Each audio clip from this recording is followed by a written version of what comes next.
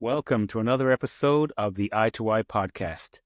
On this episode, we have David D.T. Guest, videographer and community activist. We'll be talking about how turning your camera off during your virtual meetings can damage your credibility, the role small businesses can play in community activism, creating value that goes beyond cash, and how starting with the heart can help you build a better business. All this and more as we go eye to eye.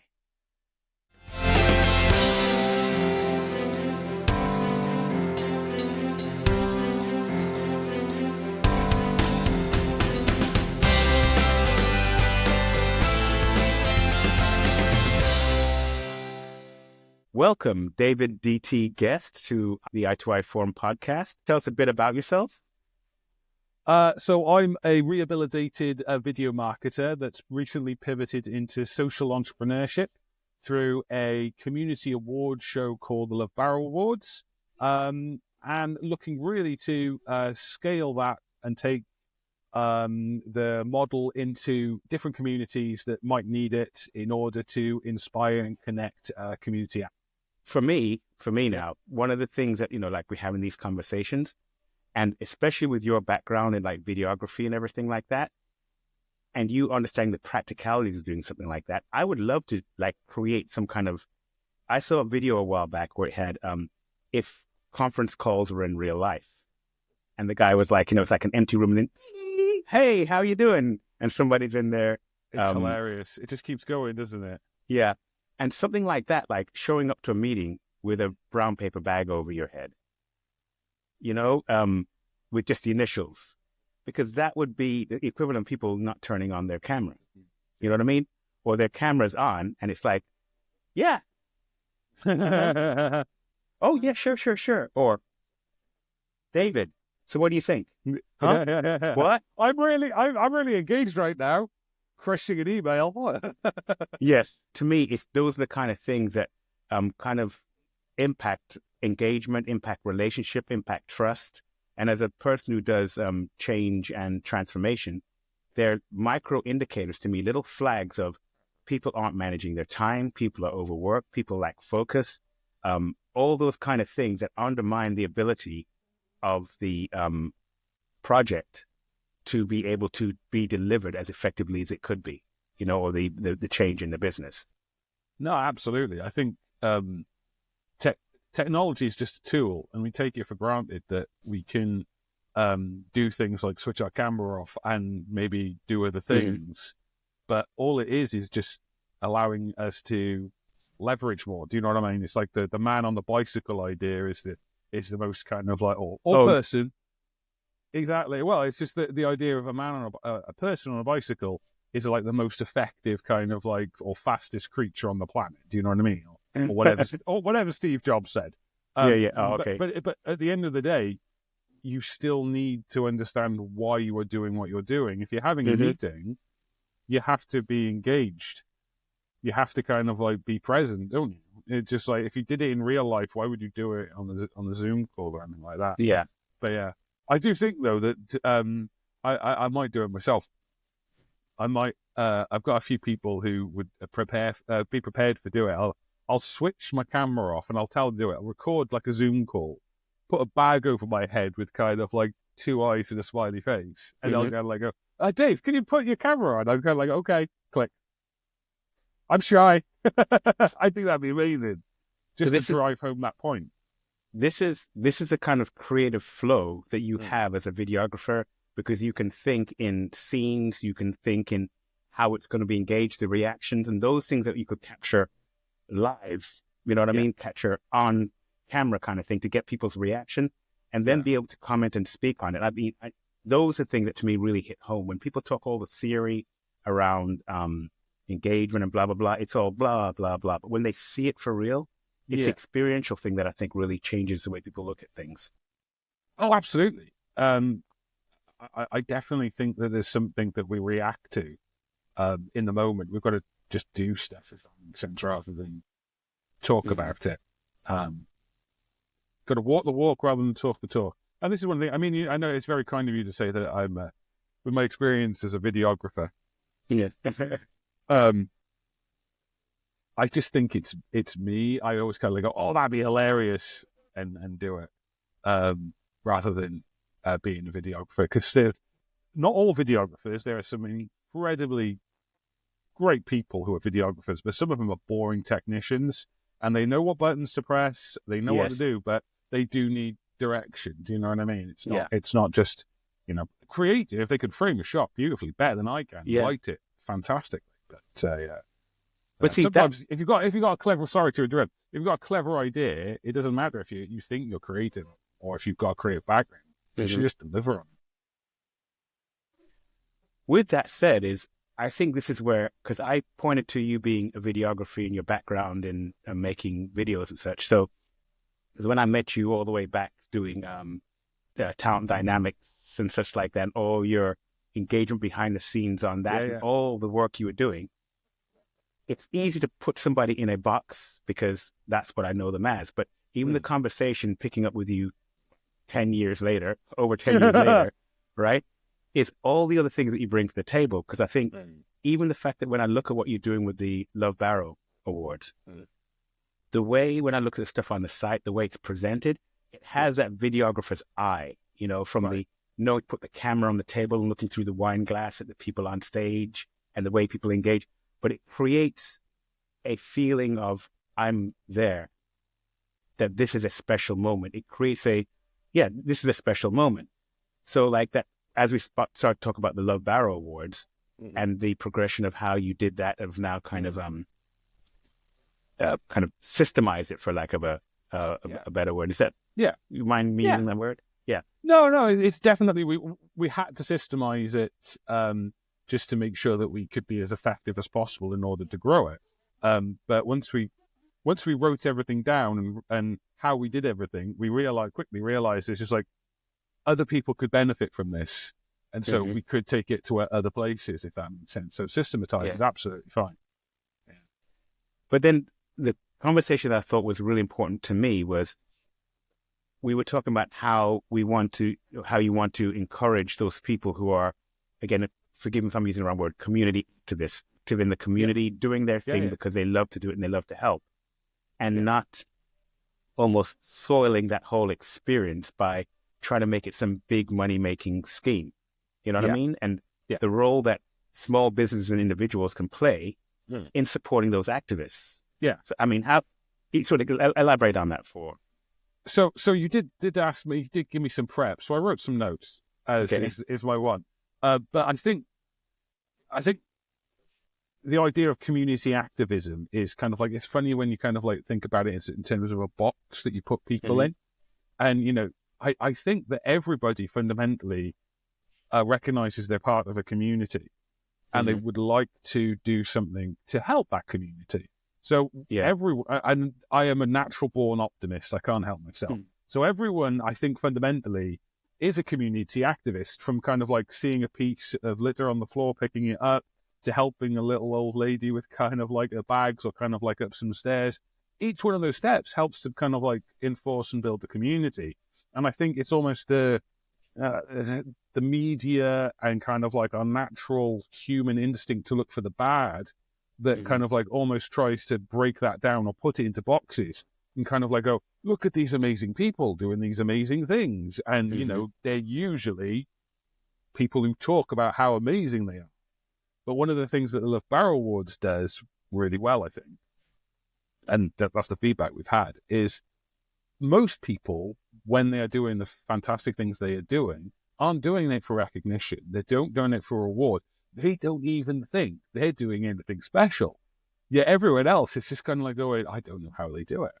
So it's a vehicle to basically give everyone in the community an opportunity to kind of like go, you're amazing. And then they kind of like go, oh, I'm amazing. And then obviously it goes into an award cycle of, okay, the top slice is taken into kind of like a really nice award show.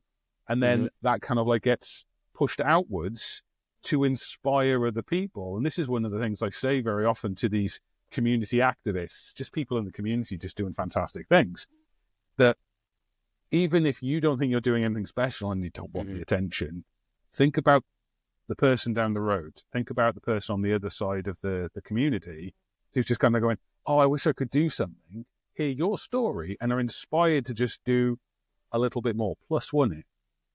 And they kind of like go, oh, when you put it like that, yeah, go on then. So it's a circular kind of like effort. But I think the money-making aspect, do you mind me talking? Because I will talk. Okay, yeah. No, I go. Because this is insightful, because actually, if I want to throw another question in there, because one of the first things that comes to my mind is, well, people can really enjoy the praise, but, you know, a little bit of cash would help too. You know what I mean? But the way you explained it to me, and I'll let you elaborate now, is that it doesn't have to be directly through the award, because just that recognition is what, to a degree, can generate some of the genuine financial support, direct or whatever is created, rather than making the awards around the money. So if you want to elaborate some more on that. Well, obviously, I've only recently, I've been doing the Love Barrow Awards for about 10 years, since meeting you. No, a little bit longer maybe. It's only recently I've stepped into the social entrepreneurship space. So I'm coming from very much a business point of view on this.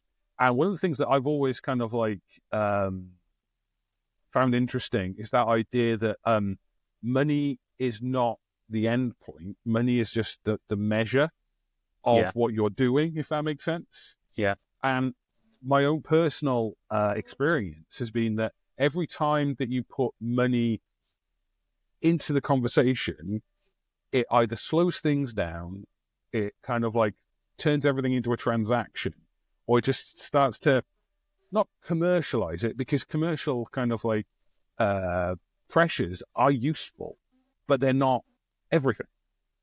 So when we were talking about the awards and kind of like having a cash prize, what you're trying to do with the awards, or what we're trying to do with the awards, is capture that community spirit and, you know, put it front and center, let people feel.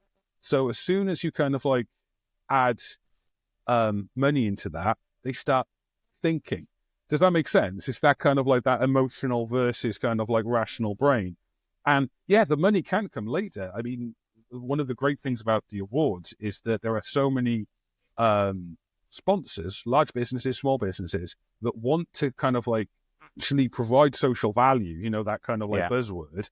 They don't just want to tick the box. They want to do something with it and see what they're doing with it. So the money comes. Do you know what I mean? And they want to kind of like help out and and a lot of our sponsors end up helping or connecting with our finalists or even our nominees sometimes.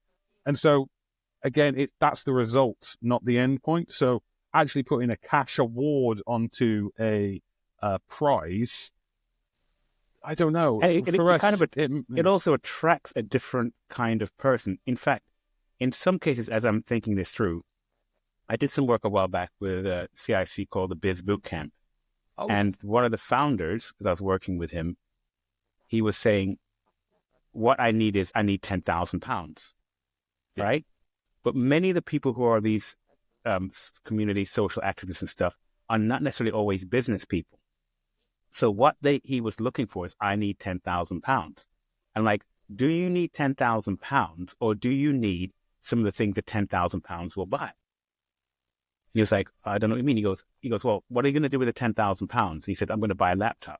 So isn't one of the things you really need a laptop? And wouldn't it be better if you were going out there to somebody and saying like, this is what I'm doing. This is how I'm changing lives. This is how I'm helping young people. This is what I'm doing in the community. I need a decent laptop. There are people in their business who they got a pile of them sitting there like, you know what? Have two. Yeah. When we took that approach, he was actually able to get the help he needed rather than just looking at the money. And once money is involved, everybody starts to get suspicious in the sense of, well, how are you spending that £10,000? Do you have this kind of bank account? What accounting system do you have? Whereas there are many even small businesses, individuals, contractors like myself, where I have multiple laptops that can say, you know what? I really love that kind of synopsis that I got from the Love Barrow Awards. I've got an extra laptop. Here you go, mate, or matess, or whatever. Here you go, person. Right? Here you go, and person. It's my way of contributing and supporting community activism, right? In a way that is not even sacrificial, but if you give that level of support to all these different causes who are inspiring other people, it really starts with that, almost like you're saying, if you build it, they will come.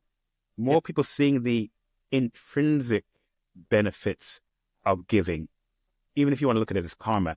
I'm giving up because, and look at all the help I'm getting, including volunteer help. Yeah. No, absolutely. I think there's a couple of things that I'd like to just rant about there. The first one is the idea that money, the concept of money, is an incredibly useful, it's possibly one of them, after the number 0, it is one of the most useful things that we as human beings have come up with. Because if you've got X and you've got Y and there's no immediate value of exchange there, money solves that problem.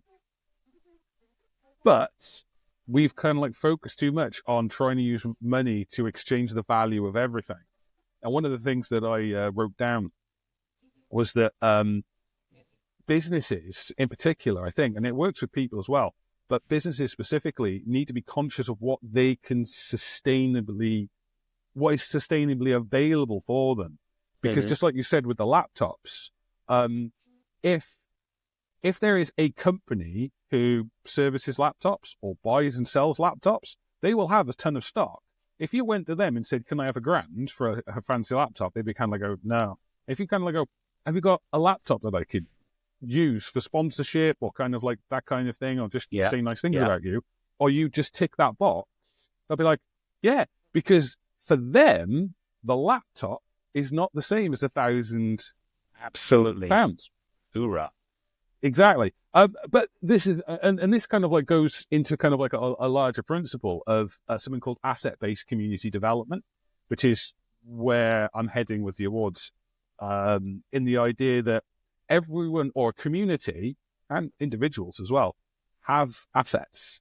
And it's not necessarily what you might think of as assets, like stocks, shares, bonds, it can be money, it can be people, it can be space, but influence as well. So what you were saying in terms of that conversation that you had with the business bootcamp, you basically said you changed their mindset and solved a problem for them.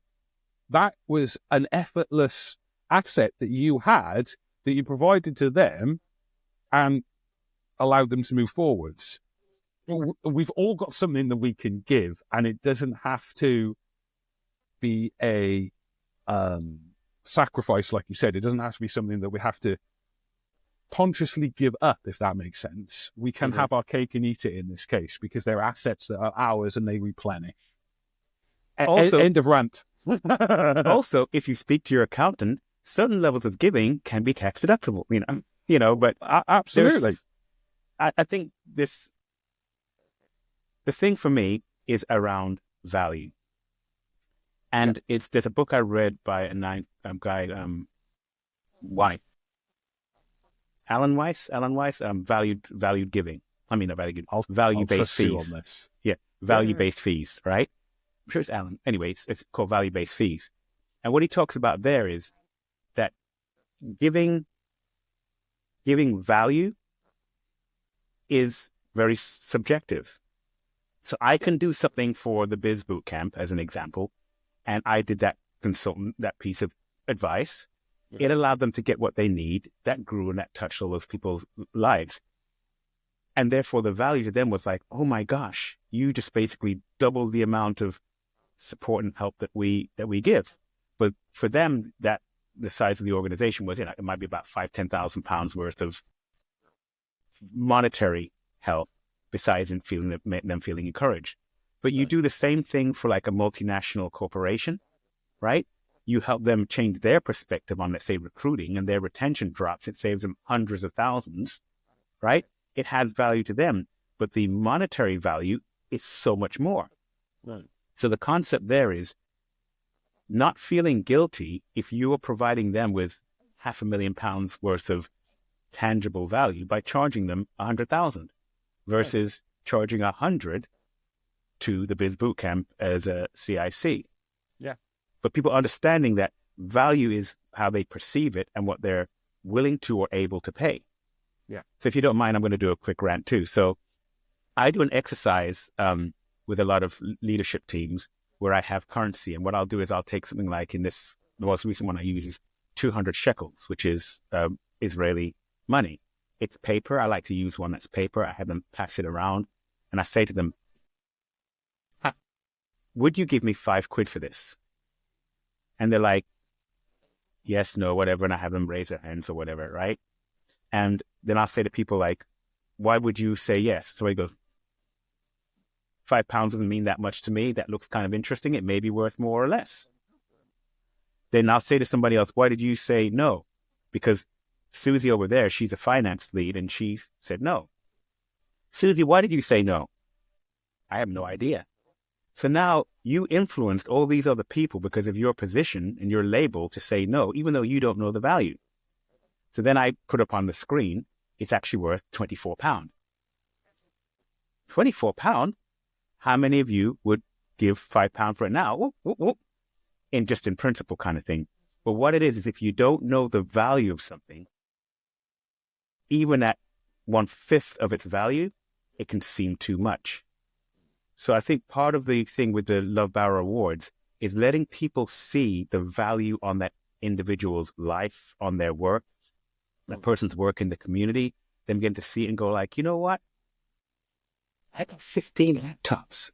And when I spoke with the person, all they need is 2. Yeah. You know what I'm saying? Yeah. And it feels, and that feeling of this is so little compared to what it's creating its value so much in the community. Yeah. And that's what I really felt inspired myself about, as you've told me about it, and and we'll work together more in the future to see what I can do in my little way, including this podcast to let other contractors and stuff know that you don't have to be a big PLC or whatever to help inspire, encourage, and support people in the community. But this is the thing. A lot of businesses already do that. I mean, I don't know if it's around where you are, but certainly in Lancaster and Lancashire, there is a common... I hate football. Sorry, I do. But there is a common thing of a local business sponsoring their like local, not even amateur level, kind of like it's like a 6-year-old, 7-year-olds kind of like 5-a-side teams kit. Yeah. Does that business honestly think that is going to move the needle in terms of their advertising and marketing? It's just an excuse. It is just a way to talk to the accountant, kind of like go, so we can write this off.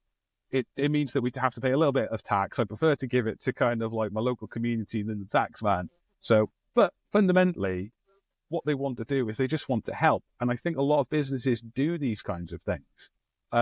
LinkedIn was incredibly moving, I felt, this year, just with the amount of people talking about the things that they were doing to help other people.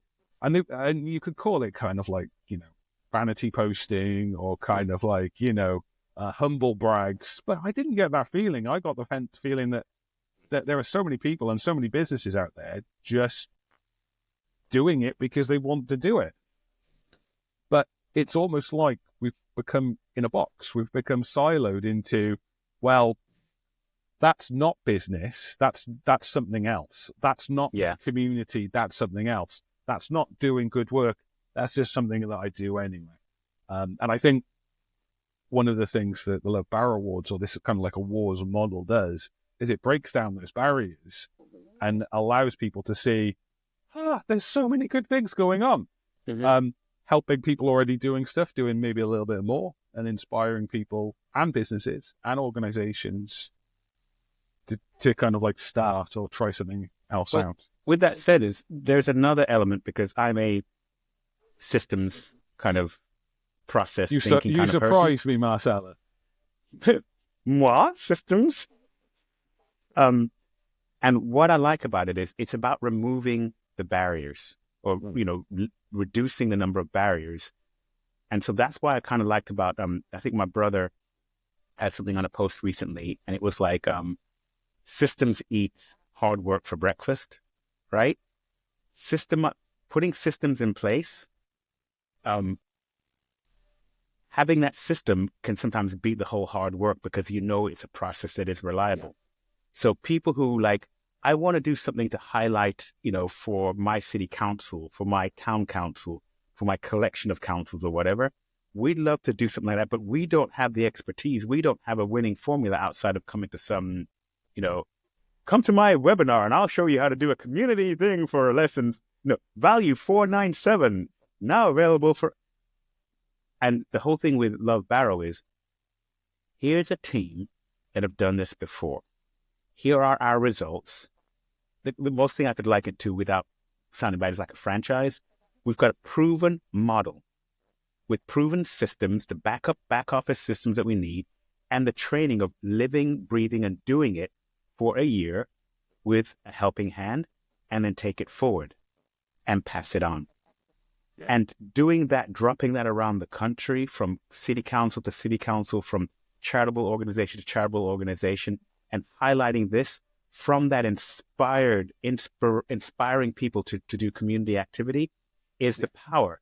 Now, I know people are going to try and monetize it somewhere down the line because they're going to be saying, blah, blah, blah, blah, blah, blah, blah. You kind of have to in some way, but if you don't put that front and center. Absolutely. I mean, funnily enough, talking about the idea of value and money, when we stepped into the awards to do the video, there was very much a transaction kind of like basis with sponsors. Sponsors kind of give money, and they would get their logos on things, and they get radio spots and newspaper points. And the awards it was stagnating, it was flatlining, it was losing money.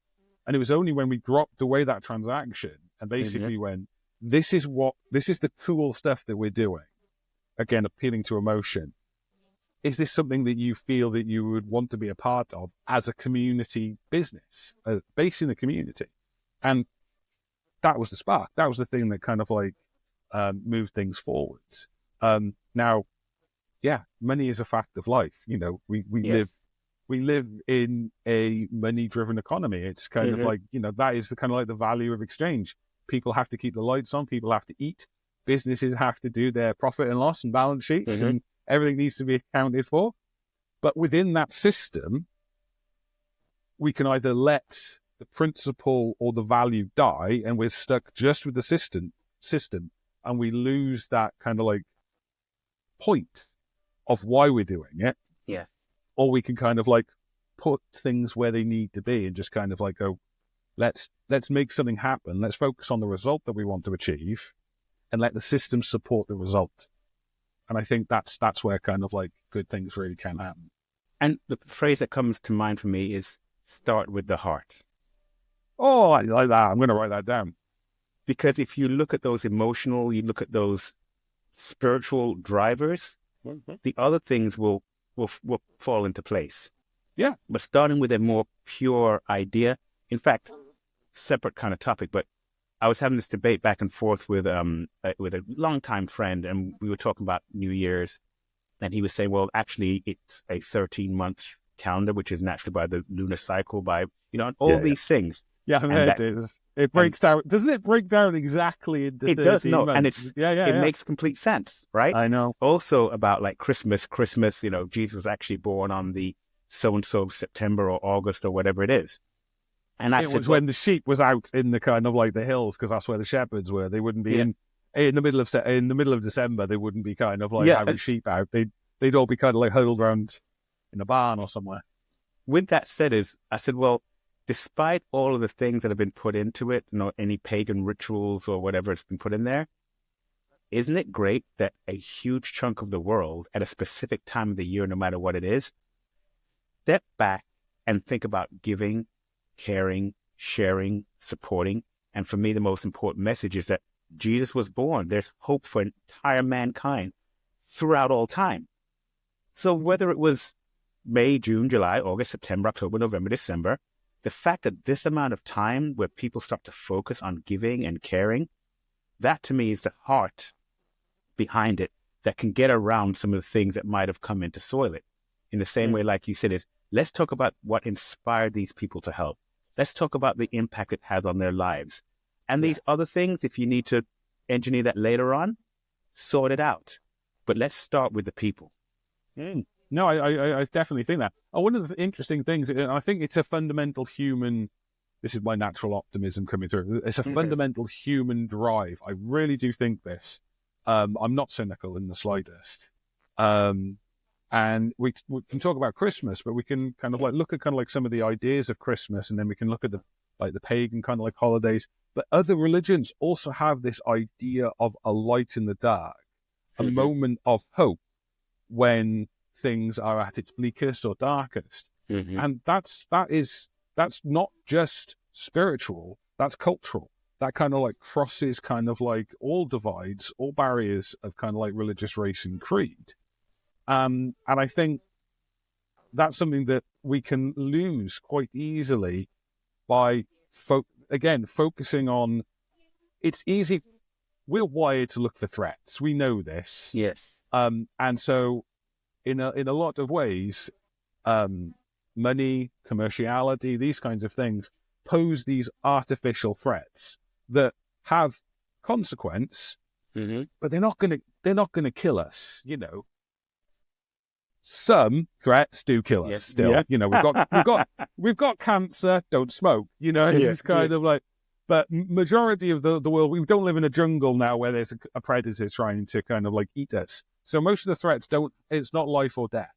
Yeah, we're wired for life or death. So we kind of like go into these kinds of like scenarios and we lose that kind of like idea of hope because we think that we're under so much threat, if that makes sense. We're living in almost perma-crisis. And that, you know, since the millennium, that has become more and more of a thing.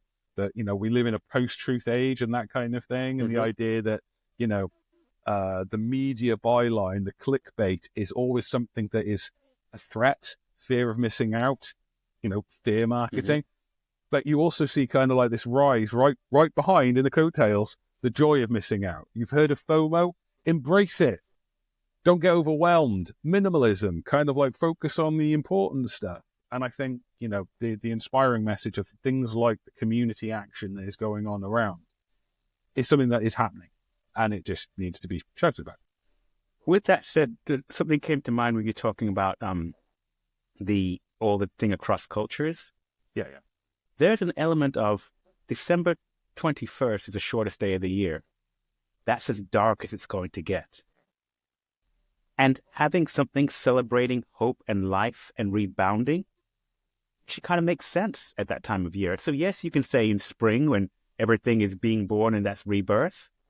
But isn't sometimes rebirth the seed under the ground, right? Where it's that it's starting to grow, it's making its way up, it's pushing through the darkness to that point of spring where it bursts forth with life. So there's arguments, I'm sure I'm going to get comments on this, and I welcome the comments that I'm going to get on this. But like I said, I'm not claiming to be a big theologian. I'm just trying to look at things in a practical sense, that I recognize that no matter what that calendar is, the majority of the world work off this 12-month calendar.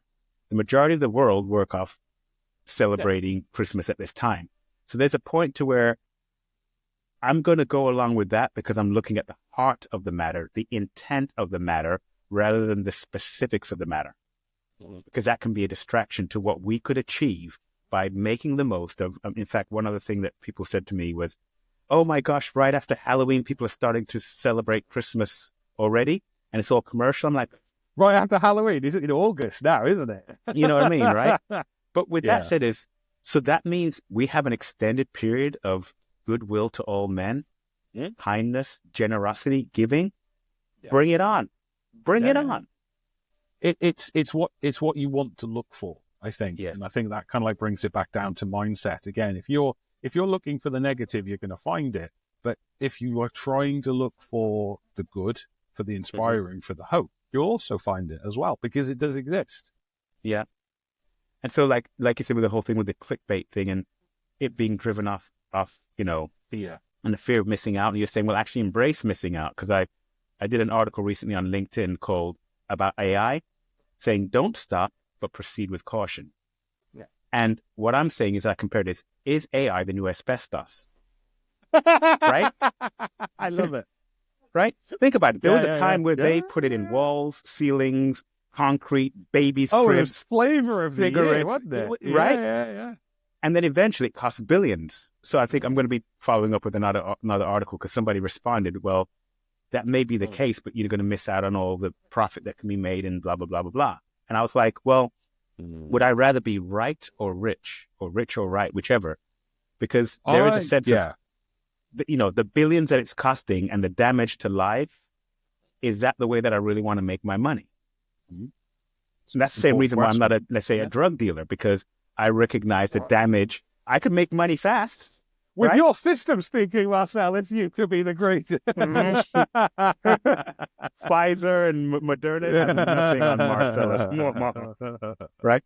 But I'm just saying it's in the sense of that there's a certain level of, within our own sense of values, now we're going from value to values, my own value system, I want to be, have the kind of the financial freedom that comes from making money, but there's what does it profit a man to gain the whole world but lose his soul? I wouldn't want to look at all those lives that are ruined just because I was trying to make a buck. Because I believe that God has a better plan for me to prosper me that does not have to necessarily involve damaging, hurting other people, the planet, or whatever. And that's just my set of values. No, absolutely. I think it's interesting because the studies that they've done about making a buck suggests that there is a limit. That I think it's about 35,000, maybe 40,000, that kind of like benchmark in terms of underneath that, your happiness is under threat. As soon as you hit that level, that's as happy as you're going to get because of money. And then anything above that, it's just a plateau. Yeah, literally kind of like, I would love to Harvard reference it, but I'm not that kind of person because like you're not a professional theologian, I'm not a professional academic. However, I can't do it. No. I know people who are academics in an organization called the Oxford Review, and I'll put that to David Wilkinson and find out, because I have a whole database of studies that I can find out, and he works at Oxford, so he can actually ask doctorate students, maybe this is something you should look into. Yeah, but that's always interested me, just in terms of, because you hear about kind of like the people who have made like millions, and they are the most miserable they've ever been, and you find people that kind of like they've got a normal, some might say humble, but just kind of like, a 35,000, 45,000 pound life. And they're happy as they can be. They've got their time, their work, their life, all balanced, all kind of like moving, but they're managing to keep everything in check. And I think one of the things that we equate, talking about values and value exchange, money with is freedom. But it doesn't. Now, you do need a basic minimum. Yes. You need a home, you need food, you need utilities, maybe a holiday if you're incredibly hardworking. But there is only a minimum that you can have. You can set yourself where you want to live, how much, if you want to go gas, electric, solar, whatever.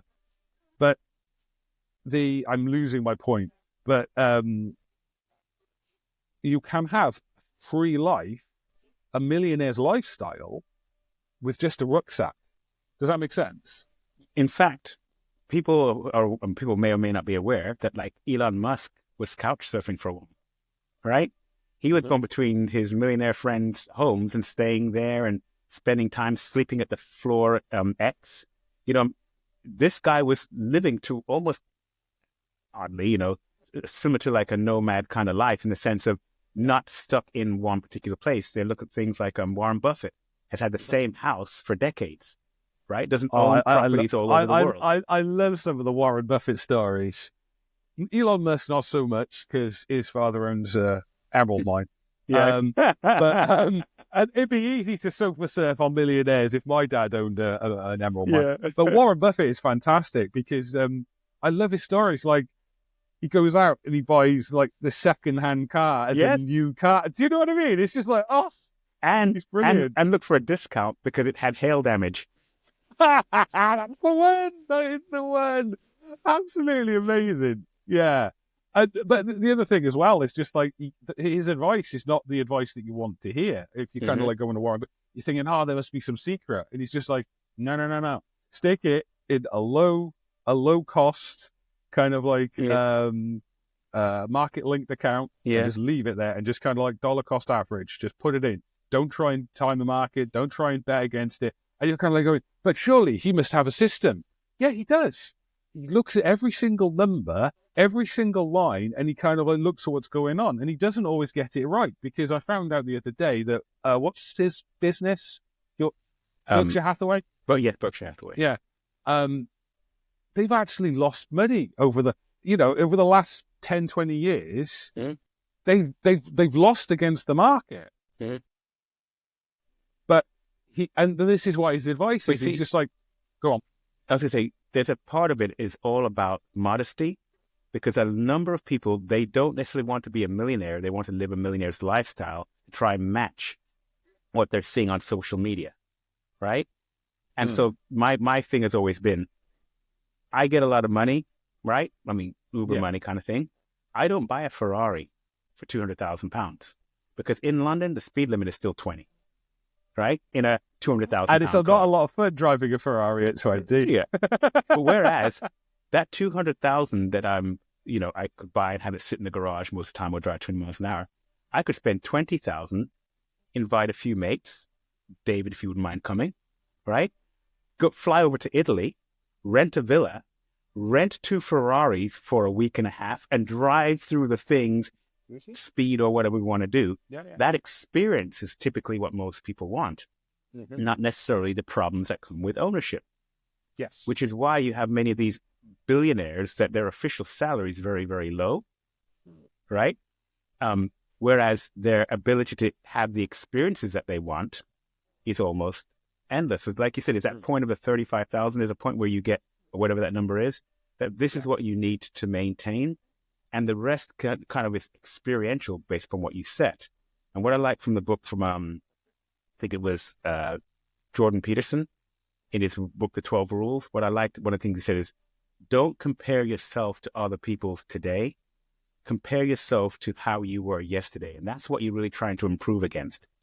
Be a better person than you were yesterday, rather than comparing yourself to somebody today. And that whole comparison thing is what drives people's thirst and consumerism. Because remember, the basis of consumerism is to make you unhappy with what you already have. That water's not good enough. You need this special mineral water. That grass in your backyard is not good enough. So when we start to get happy with ourselves at that level and understand and don't let ourselves get driven by the clickbait. Yeah. I think it's interesting in terms of when you were saying people are wanting what they see on social media. And I think, funnily enough, I've always said social media is our generation smoking. You know, we kind of like all went on board where everyone did social media. Yeah. And there was something wrong with you if you weren't social mediaing. But I don't actually think that the issue is social media, funnily enough. I think I would agree. Yeah. And what I think is, and we're coming almost to kind of like back to the values exchange and that kind of like idea again, is that people are posting examples, they're curating their lives. Nothing you see on social media is real because it's curated. Just like the news, it's been edited. So it's a version of reality that people want you to see. And what they want you to see is that they have the freedom, the Ferrari, the holiday, the house, whatever, that other people want. And those things, the money, is an example of the freedom. And this is my own personal kind of like philosophy, really. So if what you want is freedom, you start with there. What does freedom mean? If freedom means not having a boss telling you what to do, become self-employed and become your own boss, but understand that with that freedom, there comes a responsibility, because you're going to have to kind of like work harder, funnily enough, but you will have more freedom. And if you want that freedom of non-ownership that you've just mentioned, understand that your life needs to kind of like work in a certain way. And so you've got to be conscious about the obligations, the kind of like the things that are going to potentially own you because of your ownership. I'm not saying that everyone can buy a house by dropping Netflix, but subscription is now kind of like a way of life. And, you know, a mortgage, a car, credit card, all these things in a certain way create a cage that blocks that freedom from happening. And we have gone way off topic from community and everything, but that was really interesting. Well, this is the reason, and this is the whole format of what I really wanted, because I have some great conversations with some people with some deep insights and experiences. And then there's me. Including you. And what I'm actually hoping to do is to use the podcast as a way for me to learn more, because I'm really, really curious as to how people have navigated some of these obstacles. Doesn't mean that everybody can use that same way, but it's almost like that eye to eye. It's from idea or insight to inspired action that people can, and for me too, that I'm learning from you.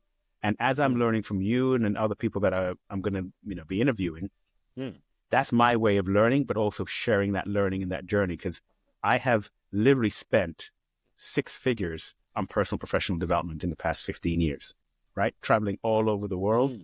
And I feel a bit selfish in a sense that I haven't been able to share some of that knowledge outside of just a very limited number of people. And I want to share that and put that out there.